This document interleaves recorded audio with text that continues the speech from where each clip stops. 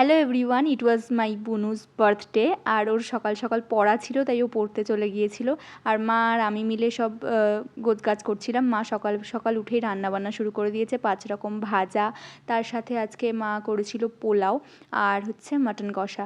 তো এই সবের মধ্যে আমি বুনুর জন্য একটা গিফট অর্ডার করেছিলাম, সেটাও চলে আসে এবং আমি খুব এক্সাইটেড যে এটা ওর বার্থডের দিনই এসেছে। আমি তো ভাবছিলাম যদি লেট করে।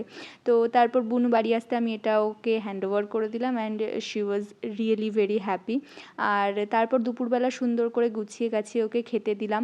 খাওয়া দাওয়ার পরে ওর একটু মুড অফ ছিল, কেন আমি জানি না, মানে সকাল সকাল ঘুম থেকে উঠেছিল হয়তো সেই জন্য।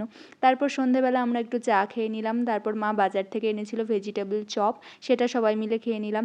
তারপরে আমরা সবাই মিলে একটু ক্যারাম খেলতে বসলাম, মানে ভাই এসেছিল, ভাই জোর করে, তো ওর জন্যই খেলতে বসা আর কি। তারপর খেলতে খেলতে দেখলাম জানলা থেকে চাঁদটা খুব সুন্দর লাগছে, তাই আমি সেটার একটা ফুটেজ নিলাম। আর তারপরে খেলতে খেলতে একটা কাণ্ড হয়ে গেছে।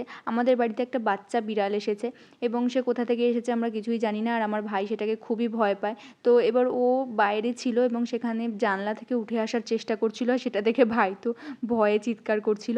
তারপর দেখলাম কাকাই আমাদের জন্য আইসক্রিম এনেছে আর বোনের জন্য একটা গিফট এনেছিল, আর রাতে আমরা ওই left over pulao and mutton দিয়েই ডিনারটা সারি। Thanks for watching, tata, and please subscribe.